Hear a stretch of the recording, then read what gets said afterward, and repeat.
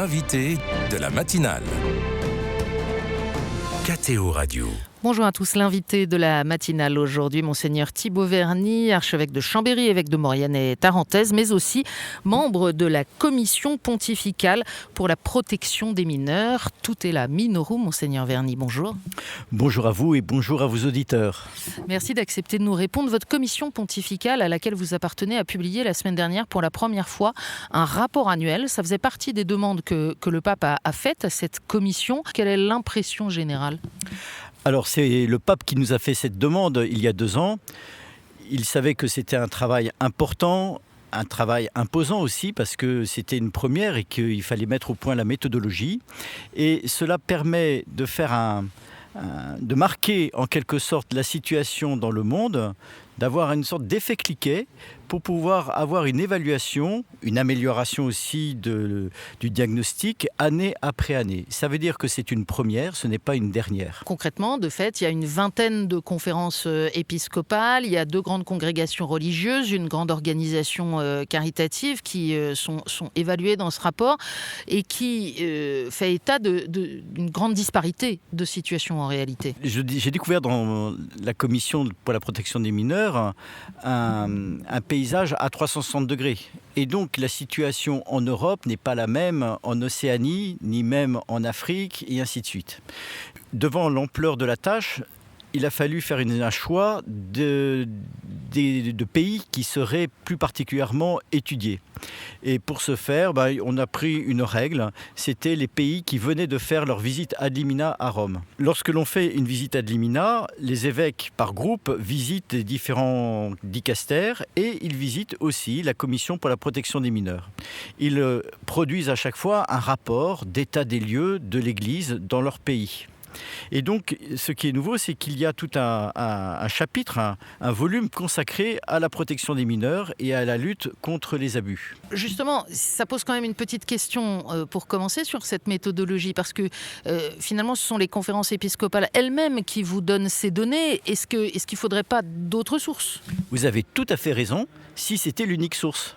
Et justement, nous avons tenu à ne pas nous contenter uniquement des documents des visites ad limina. Et grâce aux experts locaux, grâce aux réseaux locaux, il y a une source d'information importante qui permet d'avoir un diagnostic qui est fragile, parce que ce rapport, je tiens à le dire, il a été présenté avec humilité, à 2 titres. Tout d'abord parce qu'on parle de souffrance et d'humilité face aux personnes victimes, qui en anglais s'appellent survivants, et ce n'est pas pour rien. Et puis humilité parce que c'est une première et qu'il nous faut mettre petit à petit au point la méthodologie, et que certainement, ce rapport est loin d'être parfait. Dans les disparités, le rapport note la persistance d'une certaine culture du silence dans certains pays sur les affaires de pédocriminalité des pays d'Afrique et d'Asie, mais pas seulement.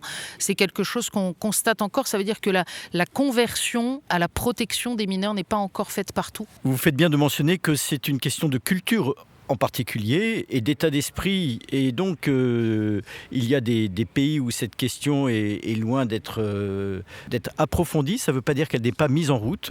Et on a été étonné de voir la réalité si variée dans les pays. Il y a des continents où des pays sont très avancés. Et il y a une variété de pays qui sont en avance. Et il y a toute l'importance de pouvoir s'épauler, de pouvoir partager les bonnes pratiques et aussi tirer les leçons des fragilités des uns et des autres.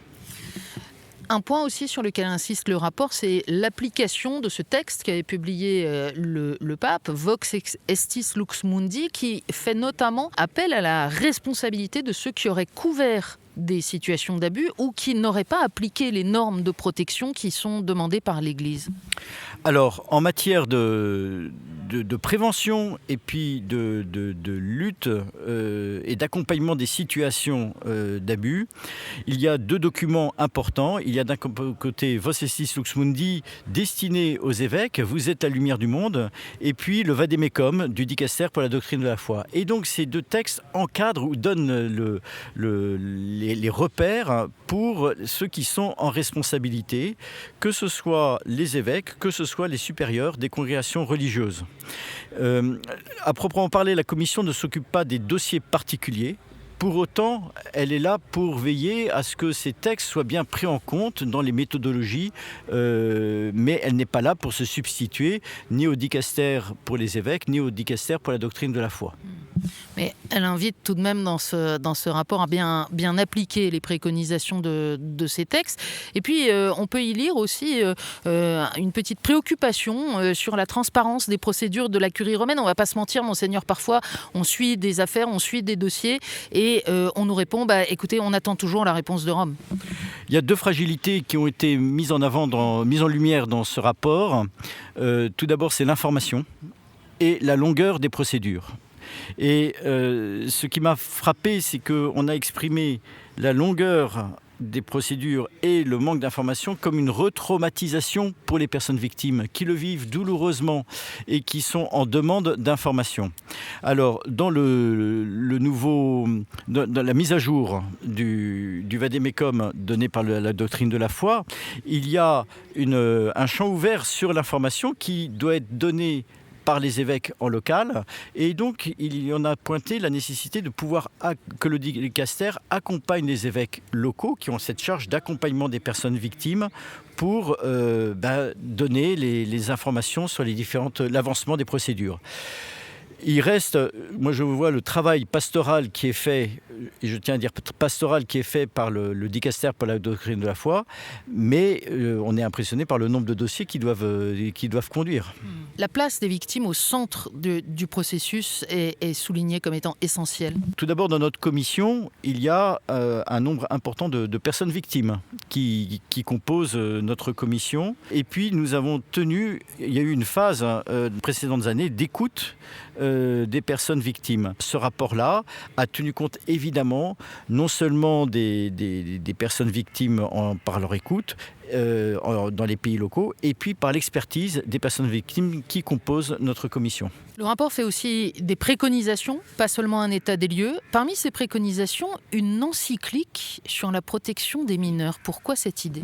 Lorsqu'il nous reçoit en audience, plusieurs fois le pape nous a répété « ce n'est qu'à cette condition que l'évangile sera audible et crédible ». Et je pense que ce n'est pas une simple obligation parce qu'on est obligé. Alors, ce qui est important aussi, c'est de remercier tous ceux qui ont pris la parole, toutes les personnes victimes qui ont témoigné.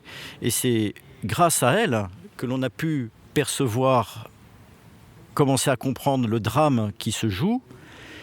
Et c'est cela qui a fait avancer non seulement l'Église, mais aussi la société. Du coup, je pense qu'il y a une importance à ne pas se dire « allez, on gère la situation, l'urgence du moment, et puis on passera à autre chose après ». Non, cela fait partie de l'ADN du présupposé ou des fondamentaux de l'Église pour pouvoir annoncer l'Évangile. C'est de rendre compte de la vérité, de prendre soin des plus fragiles, et de travailler à ce que l'Église, mais aussi la société, toutes les deux, soient des maisons sûres. Il y a aussi ce point que vous avez rapidement évoqué, de dire qu'il faut que les églises s'entraident pour progresser ensemble. Alors, il y a un partage de bonnes pratiques entre nous, et ça c'est vrai que chacun court un petit peu dans son couloir de nage et croit que le nuage radioactif s'arrête évidemment à la frontière. Il n'en est pas. Ce n'est pas le cas, ce n'est pas la situation.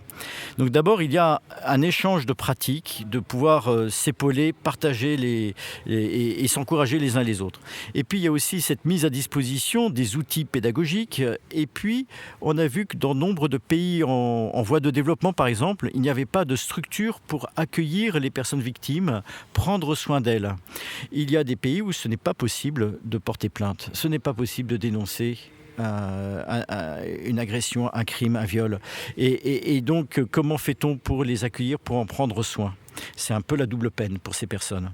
Et du coup, notre commission a mis au point un programme qui s'appelle le programme Memorare, qui permet de soutenir les initiatives dans de nombreux pays, plutôt en hémisphère sud. Comment qualifieriez-vous la situation de l'Église en France aujourd'hui en matière de protection des mineurs ? Je dirais que c'est un peu l'étape du Mont Ventoux dans le Tour de France. C'est-à-dire qu'on croit que c'est fini, mais non. Non, il faut vraiment avoir à cœur certainement pas de terminer le travail, car il est toujours à continuer et ne jamais se dire « allez, on passe à autre chose, le travail est fait ». Mais non, nous n'aurons jamais fini d'abord de rendre compte de la vérité, mais aussi de travailler pour les générations futures. Parfois, en assemblée plénière, je me dis on vit tout de même des choses, des étapes qui ont été douloureuses entre évêques.